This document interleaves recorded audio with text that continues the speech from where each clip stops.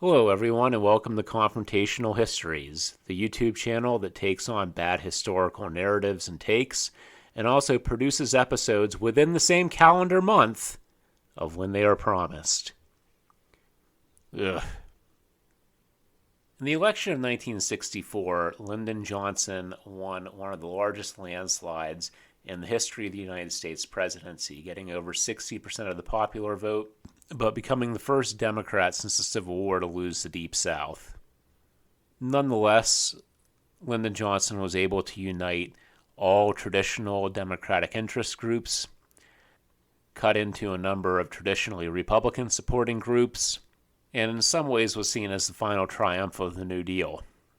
In 1972, Richard Nixon won a landslide victory with over 60% of the popular vote, winning every single state in the country except Massachusetts and losing Washington, D.C., and also cutting deeply into a number of traditional Democratic voting blocs and interest groups. This video is in many ways a story of how that process started. In a number of future videos, I will cover topics that are related to the events of the 1960s and the 1970s. But in the meantime, if you like the content, please like and subscribe. Thank you very much. Let's get started. Now, this channel does not do great man history. The events of the past are not shaped and influenced by a couple of decisions made by a couple of people. They're the result of trends and currents and institutions that were in place and how balances of power affected outcomes. With that in mind, Nixon certainly did not create the circumstances of modern America. However, all of the different currents and countercurrents and trends and social movements in history culminated to create Richard Nixon. And had there been no Richard Nixon as we know him, there would have been some other Nixon-esque figure who came about. Just to ring things back in here, the greatest myths told about this time period could each get their own video, but the overriding narrative suggests that Nixon was the last liberal Republican president, and that the momentum behind the New Deal and behind civil rights movements gradually died out, leading to the rise of conservatism and the death of the New Deal as voters simply got tired of civil unrest and failed government. Not one single word of what I just said there, starting from the word Nixon, is true. Nixon, far from being the last president of the Republican old guard, was the founder of modern conservatism. And his administration is the fountainhead of all modern conservative ideology when you understand what it is that is most important to modern conservatives. And the opposition to civil rights and opposition to direct government intervention arose very abruptly and violently once the conditions to do that were put into place by people who wanted to reverse the progress of the New Deal. The most important centralizing and unifying goal of all modern conservative movements is to control people by limiting their choices in life. To do so by denying them any base of power that exists outside the status quo and using whatever rhetorical turns and twists it takes to build arguments that will turn potential threats to the status quo power base against one another. This may seem like a rather outrageous claim. However, if you go back to the 1950s and 60s, you'll be amazed with how openly conservatives talked about this being one of their goals. If you go back and look at the writings of people like William F. Buckley and Russell Kirk during this period, they tended to write very openly about how Americans had too many options. They had too many choices in life. The middle class was becoming too powerful, and we needed to control and limit the opportunities that the middle class had. Now, on the screen right now, I am thrown up there 3 different quotes. Some of them you've probably already seen before. Granted, 2 of them come from long after the 1960s and 70s, but these were quotes that were made by people who were integral parts of the conservative turn during that period, and people who were operatives and agents of the families, the individuals, or in some cases the families of those who would go on to found Americans for Prosperity, the Cato Institute, the Heritage Foundation, and many people who were active in the forerunners of these organizations, such as the John Birch Society, the Citizens Alliance, which was just a rebranded version of America First, American Enterprise Institute. Some of these are still around. The American Enterprise Institute is still particularly strong, but in the case of the John Birch Society or the Citizens Alliance, a lot of those organizations were the vanguard and have since somewhat subsided, but their money, their political base, their enthusiasm, their support has flowed directly into these other right-wing organizations that are more relevant today. And so it was many of these same people who had opposed United States entry into the war on the right, had openly supported fascist causes, had fought against New Deal policies. They are the same people who founded these organizations after the war was over, and they founded them with more money than they had had prior to the war. And while by redressing and reskinning a lot of these organizations, they gave them a new air of credibility that was lost by the old organizations, they were usually pretty clear about what their actual goals were and what the methods were that they were going to use to obtain them. So if their goals hadn't changed a whole lot, then what did change? One of the most prevalent, longest standing, and frequently cited and weaponized narratives in American history that come from the post-war environment is the idea of the vast post-war consensus. This idea that the American veterans from World War II came home, settled immediately back into their lives, women quietly left the workplace, and we decided that together we wanted to forge a coherent, prosperous nation. In reality, when the veterans came home from the war, a lot of them were very deeply affected by what had happened during the war. You also had a lot of veterans who came home who wanted to continue with the progressive agenda of the New Deal. They wanted to keep agitating on behalf of labor. They wanted to keep agitating on behalf of New Deal programs. A number of them kind of dropped out of society altogether, at least for a few years, joined some gangs. These gangs weren't necessarily hyper-violent in the way that we think of gangs today, but they would rove across the country and cause what a lot of small towns and other folks saw as a major problem. Actually, not too long ago, I was doing some research on Ancestry.com, and I found a newspaper article from 1948 in which it was stated that two of my great-grandfathers actually sat on a panel of local citizens in this small county in central Pennsylvania to discuss what to do with all the veterans who were coming back, and as they saw it, a lot of people saw it anyway, causing problems and not settling back into society. The casualties of the war aside, casualties both living and dead, the war had broken up a lot of families. A lot of women did not want to go back to their old jobs or go back to the house. They wanted to keep the jobs that they had in the factories and the related war industries.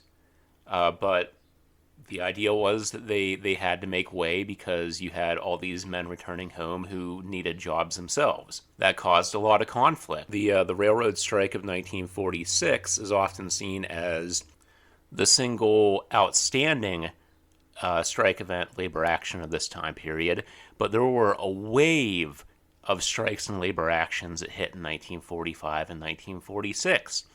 The railroad strike, of course, was famously shut down by President Harry Truman, who had to be talked down from taking far more severe action against the strike than what he took. But all of this culminated in the passage of the Taft-Hartley Act of 1947, which was approved largely by a Republican Congress that had taken over in 46, but also had the approval of a number of Democrats. And the passage of Taft-Hartley was a explicit attempt to undermine the power of organized labor in America, to weaken organized labor, to weaken their ability to strike, to make it so that they couldn't engage in mutual aid. All things that these organizations had done and which Roosevelt had approved of during the Great Depression. Now, with an enemy abroad in communism, a number of conservatives saw an opportunity to pounce. And so they started ginning up paranoia about communists within the ranks of the Truman administration, within the ranks of organized labor. They started to attack labor unions and figure out ways to turn labor unions against one another. Today, when we think of HUAC, we think of the actions that were taken against Hollywood actors, Hollywood screenwriters, and folks like that. That's the part of the second Red Scare that's been largely immortalized in our pop culture, in no small part thanks to Hollywood itself.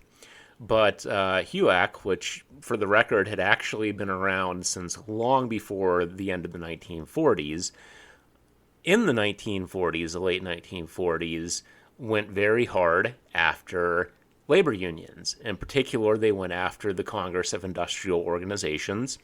That's the CIO. From AFL-CIO fame today, however, historically speaking, the relationship between the AF of L, as it would have been called before, and the CIO was quite contentious. The CIO had actually started as a splinter organization that had formed out of the AF of L because the AF of L did not want to organize what it called unskilled labor. They wanted to be an organization of professionals, of people who were considered to be of a certain type of middle-class respectability. As a matter of fact, the AF of L is responsible for the introduction of this notion of unskilled labor into the American consciousness. Unskilled labor, from day one, by the standards of the AF of L, essentially meant jobs that aren't done by members of the Anglo-Saxon race. Now, Samuel Gompers, who was a very important AF of L leader, some would say the most important leader, the most important person for setting the tone of the conversation about organized labor through the late 19th century and early 20th century, was himself Jewish. However, he and a lot of the people who had supported him made a stand that if the jobs are mostly done by women, if they were mostly done by men who were not of the, as I said, quote, Anglo-Saxon race, then that was unskilled. Steelworkers were considered unskilled labor. Garment workers, who needed to have a lot of knowledge about mechanics and machines and sewing, were considered unskilled labor. Coal miners were considered unskilled labor. This wasn't good enough for the members of the Congress of Industrial Organizations, and so they formed their own splinter group, the CIO, which by its very nature was much more in tune with socializing influences within American life and took very strong stances in favor of civil rights. As such, the CIO was viewed as being very dangerous by conservative groups who, after the war was over, decided that they could attack the Congress of Industrial Organizations as a way of actually winning favor with the AF of L, who they largely left alone. Their efforts against the Congress of Industrial Organizations were so successful that by the end of the 1950s, the Congress of Industrial Organizations as an independent entity needed to fold and essentially reestablish itself under the AF of L, creating what we now today call the AFL-CIO. The culmination of these efforts by elected officials against these unions that participated in this view of labor that was broader and in some ways more radical was the United States Senate Select Committee on Improper Activities in Labor and Management. This committee was assembled, it was also called the McClellan Committee. It was assembled largely at the behest of conservative Democrats who were responding to pressure from conservative Republicans to look into the activities of various labor organizations such as the International Brotherhood of Teamsters, as I mentioned before, the CIO, the United Auto Workers. There were also some corporations that were thrown into the mix, but the investigations against them did not take on quite the same tone and character as the investigations against labor unions. It was quite a hostile committee. The chief counsel for this committee was someone who at the time was seen as one of the scions or products of one of these deeply conservative political machine dynasties from the Northeast, Robert F. Kennedy. Bobby Kennedy somewhat famously kicked off the start of his own political career by clashing with Jimmy Hoffa during the Senate committee hearings. Now, something that the committee spent a lot of time on was investigating organized labor's relationship with organized crime, especially the Teamsters' relationship with organized crime in the Midwest. And I'm not going to spend a lot of time on this because, on the whole, I would say, just to be clear, I like Robert Kennedy, though not during this point of his life and career. And I don't really think all that much of Jimmy Hoffa or the extremely totalitarian, top-down way that the Teamsters were run at this time. But in terms of the Teamsters' relationships with organized crime, a lot of that came about because originally the large corporations that the Teamsters faced off against were using the mob as strikebreakers against striking workers and Teamsters. And eventually Hoffa realized that most of the mob's business was not in enforcing for corporations, and it wasn't in the more violent aspects of organized crime, but it was in moving product and moving illegal substances and various different kinds of trafficking. And so he rationalized, I would say fairly ingeniously, that he could win over the mob by the virtue of the fact that his own people could move these things around for the mob. And so that's how that relationship started, and it got the mob off of the back of organized labor, at least in the Midwest. So if you're looking at what was the origin of the cooperation between organized crime and labor unions, it started because corporations, the Fords, the GEs, the railroads, and various other entities actually brought the mob in first, and then labor unions were able to co-opt the mob over to their own interests. I don't think it's really worth denying the connection between labor unions and organized crime. It just really helps to understand what the context of that situation was. So from everything that I've laid out here, you can kind of see that there was actually quite a significant rightward shift in terms of what the power base of the Democratic Party was during the 1940s and 50s. They were, at this point, suddenly labor was seen as insignificant enough of a factor that it could be openly attacked by a lot of Democratic politicians who didn't even really fear the backlash from this. Now, granted, they were able to do that by exploiting a fault line with labor, but still, that shows how divided even labor was at this time, and divisions tend to equal powerlessness. More on that later. But even the old Progressive Coalition had splintered apart fairly significantly. One of the effects of the war was that it had brought a number of progressive New Deal middle-level bureaucrats into contact with members of the Eastern establishment, people who ran factories and ran finance. They had to do this in order to help out with the war effort, in order to plan things.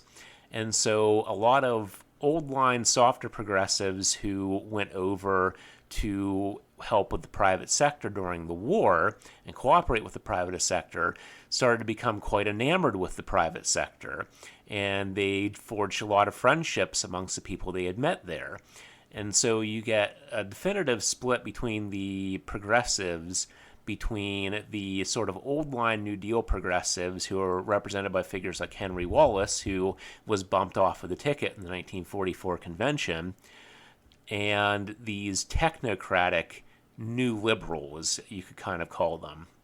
People who believed that smart policy and smart use of statistics and incrementalism and lots of cooperation with the private sector were the way forward for a better future for everybody. Now, that's not to say that everything went hard to the right after the end of the war.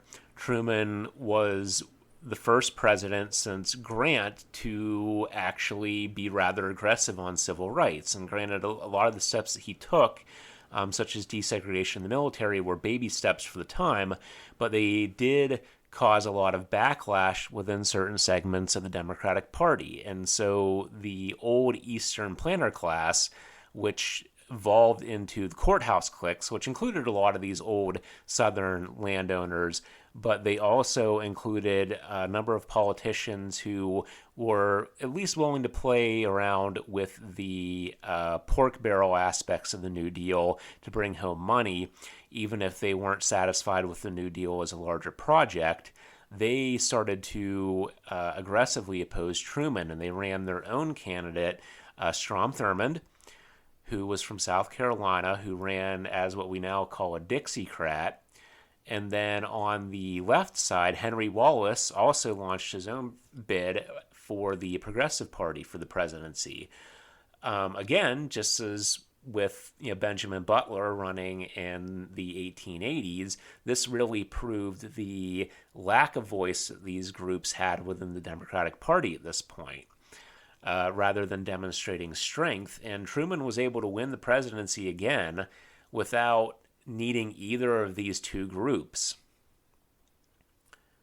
And so that kind of shows you the extent to which the conservatives were quite successful in everything but these, as I said, baby steps on civil rights, and turning the conversation their way. That at this point, one of the largest, what had been one of the largest factions of the Democratic Party in the New Deal era, was essentially silenced and was completely co-opted by these other folks in the Democratic Party who believed in cooperation, heavy cooperation with private interests, who were won over by handshakes and by relationships and with lucrative jobs in the private sector and with academic postings at universities, many of which were also funded by grants from private interests.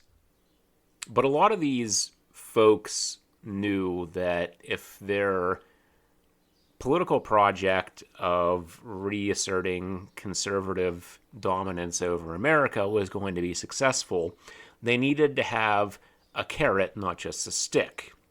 And so one of those carrots was FHA loans. This program was actually started under FDR. Now, from the beginning, from the conception of it, it was by and large executed by banks who created redlining maps and other things. I'd imagine if you're listening to this, you're probably reasonably familiar with redlining. You're reasonably familiar with the history behind that aspect of it, so I'm not going to get too deeply into that. The FHA loans were federally backed and guaranteed loans that were issued by private banks at very low interest rates, thereby allowing a lot of families who previously couldn't afford a mortgage to afford a mortgage for the first time. The vast majority of new developments during this time period were in areas that were just outside of the cities, just outside of the streetcar suburbs in a lot of instances. Areas of empty land previously had been small farms that were bought out and new development was placed on them. The second part of the carrot, although it was a stick for quite a few people, was the post-war construction boom. As I'd mentioned before, housing, but also there was a boom in construction of roadways that needed to go to the housing, pipelines to carry water, other public services that were now put out there in order to serve the needs of this new suburban lifestyle. In the inner cities, this was the start of the era of urban renewal. Now, many of the methods for this were pioneered by Robert Moses, as many people who are into urbanism and U.S. social history know. But urban renewal was really kicked off in the city of Pittsburgh, Pennsylvania. I'm guessing you were expecting a Pittsburgh drop, but there's not going to be a Pittsburgh drop for this. This is actually quite bad. Mayor David L. Lawrence, who was a major machine politics player here in Pittsburgh, decided to forge together a bunch of government and private interests, creating a public-private partnership that would, in their own words, plan out the future of development in the city of Pittsburgh. And it turns out that the future of civic development in the city of Pittsburgh included demolishing a lot of black neighborhoods. Now, if you're from around here, the demolition of the Lower Hill District is probably the most notable part of urban renewal, but there were areas all around the city that were leveled in order to make way for new construction and new developments. Today, it is largely agreed upon that most of these new constructions and new developments turned out to be utter failures in terms of actually realizing the intended goals.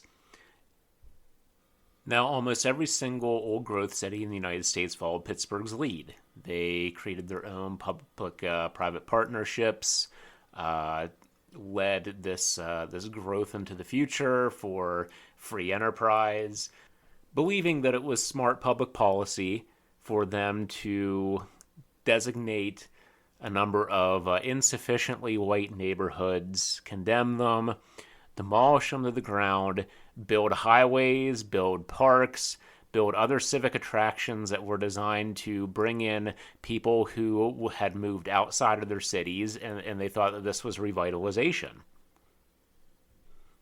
In the process of doing this, they spent what today would be the equivalent of trillions of dollars on all of this floof, frankly, rather than spending it on things that would have genuinely improved the quality of life of the people in their cities. And then, as I said, black and brown folks and other people who didn't happen to live in neighborhoods that were deemed to be sufficiently white didn't get any benefit from any of this at all. And oftentimes their own civic life and community life and neighborhood ties were destroyed by these developments.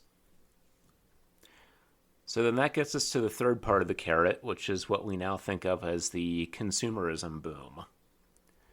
Now, consumerism, when you talk about it, it tends to be somewhat misunderstood. People today kind of read consumerism as, oh, you mean buying things, something that's very normal, something that is normal market activity. But from the start, consumerism was thought of as being something that was different and more than that.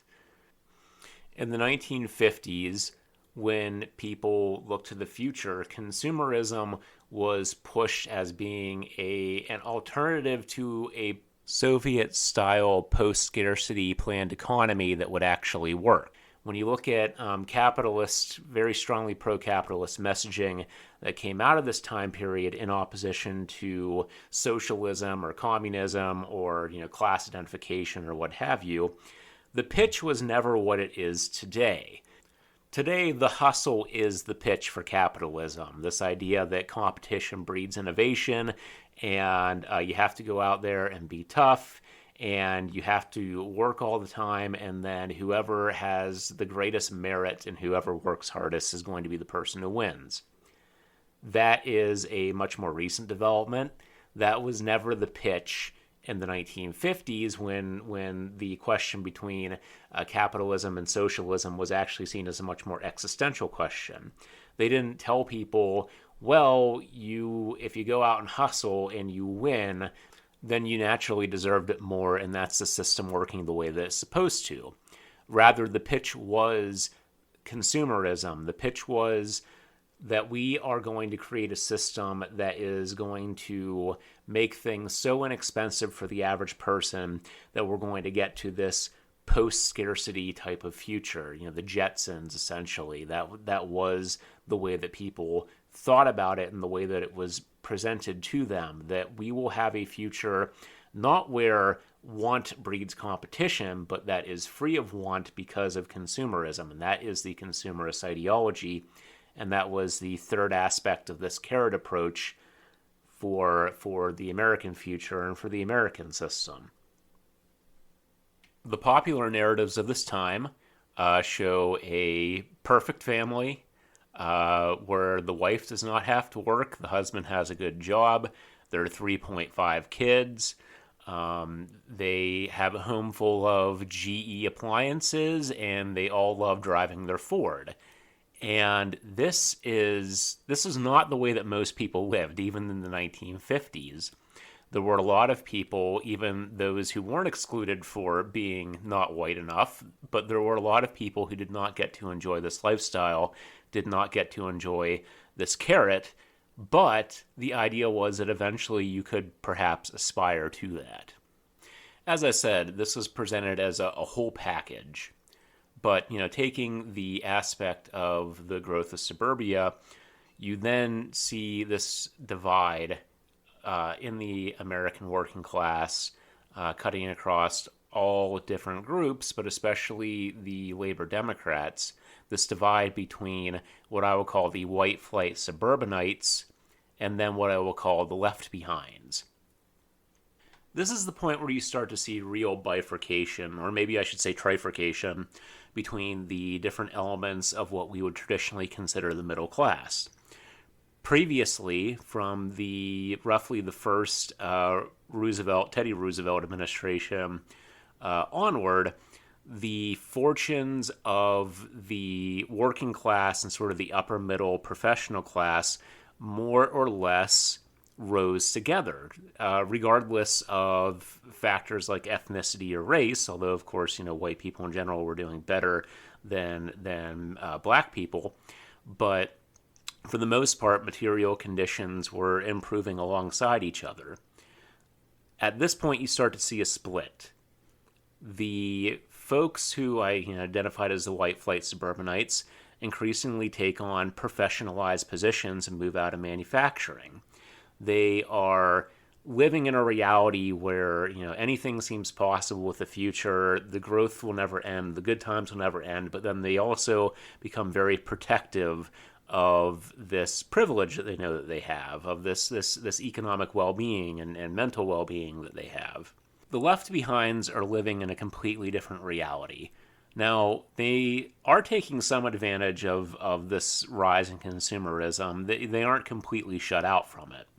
However, for the most part, they're looking at communities and neighborhoods that, because of this giant sucking sound of wealth that is going out to the suburbs, and because of all of this destructive construction that is being built to accommodate the white flight suburbanites, things seem to be getting worse. And the more you are in tune with the black community, the worse things seem to be getting.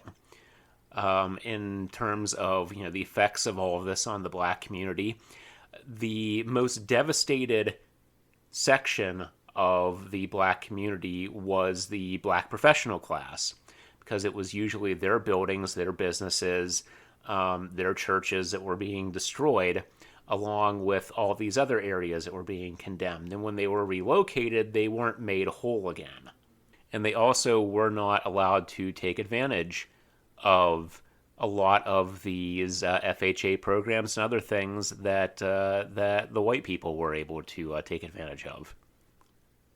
Now, all these segments of the carrot were part of Eisenhower's program that he called New Conservatism. It shouldn't be confused with neoconservatism, although neoconservatives who came about much later were somewhat inspired by some aspects of what Eisenhower was doing, but these are fundamentally different things. Now, everyone likes Ike. Well, I'm kind of lukewarm on Ike, at least as a president. I think he was an excellent general. But as a president, I think he did a lot of great things for civil rights. He expanded a lot of key institutions of the United States, including our education system. But the things that he did at the time that turned out to be long term negatives, such as building the interstate highway system or establishing the entirety of the interstate highway system as a whole and the funding mechanism for that. I think the initial interstate program was probably pretty good, but the mechanisms of the federal highway system after that have proven, I think, to be rather destructive to the United States' physical and social infrastructure. And while he warned of the military industrial complex on the way out the door, he also played a significant role in the expansion of the military industrial complex and its hold on government, as well as private interests, large corporations hold on government as well. Still, I would say he was probably the second best president of the post World War II presidents, but that's not very stiff competition at all. Now, why did Eisenhower run for president? I think it has a lot to do with the central questions that we're discussing here. It's not just a item of historic trivia or casual interest. As Truman started to collapse, his administration started to collapse anyway, in the final days of his administration, the two major opponents on the Republican side appeared at that time anyway to be Douglas MacArthur, who a lot of people were worried would run some sort of far right-wing fascist-style campaign on anti-communism, and Ohio Senator Robert Taft. Taft was a favorite of a lot of conservative interests at the time. Taft is an interesting fellow. He was very wary of internationalism, but was still a staunch anti-communist, and a lot of right-wing figures were very attracted to that. He also, while he was staunchly anti-union and had a fairly strong anti-workers power mindset, he did support some federal programs like housing and other basic needs. Taft also had a good to somewhat mixed record on civil rights. He supported a lot of early civil rights initiatives.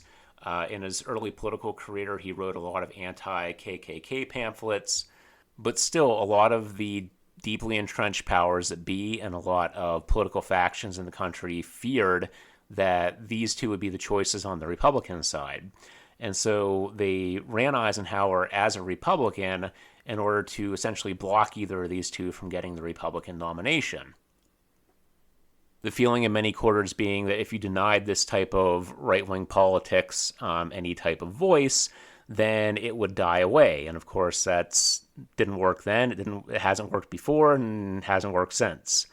Usually, these types of strategies fail to address the underlying factors for far-right politics, and this time was no exception. But Eisenhower ran as a Republican. I said I'm a bit lukewarm on Eisenhower's record as president taken in its entirety, but what stood out as being worse than Eisenhower was his competition. I'd already mentioned MacArthur and Taft, but then on the Democratic side, he was opposed by Adlai Stevenson in both of his presidential runs.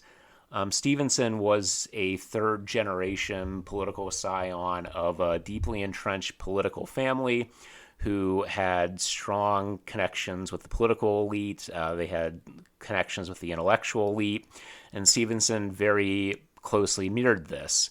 Now, in 52 and in 56, the Democrats could have given it their best. They weren't going to defeat Eisenhower, but they could have put together a fairly decent ticket that appealed to at least a number of their very core constituencies.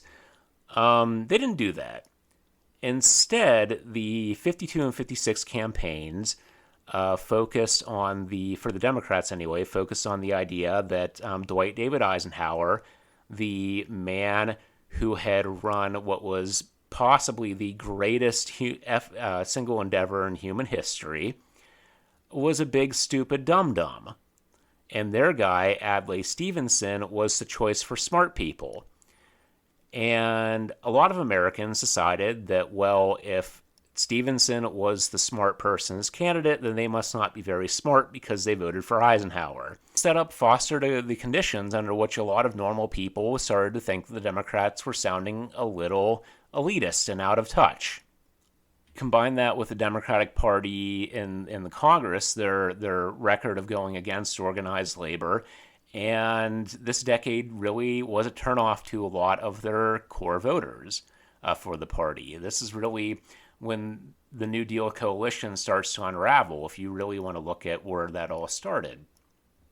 Now, contrary to popular belief, the 1950s were not a decade of endless economic growth. There were a few recessions, and the end of the 1950s is when you start to see not necessarily the absolute number, but the relative, the per capita number of jobs in industry and manufacturing starting to decline as the population grew. If you want to put your finger to where deindustrialization started in the United States, it was right here.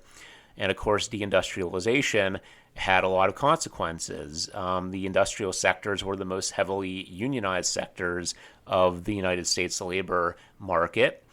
So in addition to the direct attacks, losing in terms of the relative number of industrial jobs, the relative number of unionized jobs, that began the process of a gradual shift in the country's power structure away from organized labor and away from the solidarity that was provided by organized labor.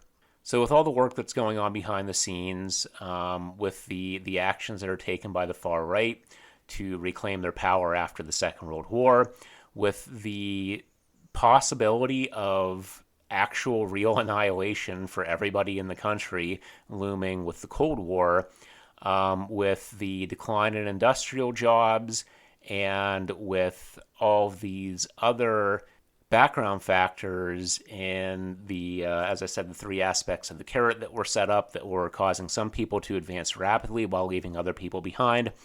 We have an environment going into the election of 1960 that is ripe to drive major fractures in the New Deal coalition. And then in the 1959 and 1960, another recession hit, which gave the Democrats another brief-in to power without having to drastically change anything that they were doing, if they could take advantage of the opportunity. But with that, I'm going to conclude the main portion of this video. We're now at the point that the stability that upheld this multi-interest eight-party dynamic and of the stability that it provided for the country is about to collapse. And it's only going to take some major polarizing events, Vietnam, civil rights, to get to that moment where we are basically in the reality that we're in right now. And events like the Kennedy assassination, the Kennedy administration, the Lyndon Johnson administration, civil rights, Vietnam, Ronald Reagan, all of those are topics that of themselves are worthy of their own videos to talk about the myriad of misconceptions regarding the historical facts that surround those people and those events. One concluding fact that I wanted to put out there is that a lot of students of American history oftentimes are familiar with the idea of the cycles of American history. This was first put out there by Arthur Schlesinger and has since become part of generational theory and other ideas that have come to the forefront. You know, that America has an unraveling that's followed by a new consensus being drawn up, that's followed by a consensus being held for a long period of time, and eventually another unraveling. And I think these videos have demonstrated that that's not really a good model to operate off of for history. American history has always been about competing interests, and how they line up together regardless of who is in the White House and who isn't. It's not a dichotomy. We certainly live in an era of polarization now, but all those interests are out there. And as soon as we have rapid progress, as we did during the Civil War and Reconstruction, or as we did with the Great Depression and the New Deal and the end of World War II, the powerful forces that are entrenched in the status quo are always working immediately and as quickly as possible to reverse what progress is made. So the next video is going to come out very soon. I'm trying to get it out by the first week of July. I'm going back to military history. So if you did like these videos, please like, subscribe, ring the bell for notifications, etc., etc. If you did not like these videos, don't worry. There's military history content that's going to be coming out very soon. So check back for that. And I appreciate you guys listening in. Thank you very much. Have a good evening.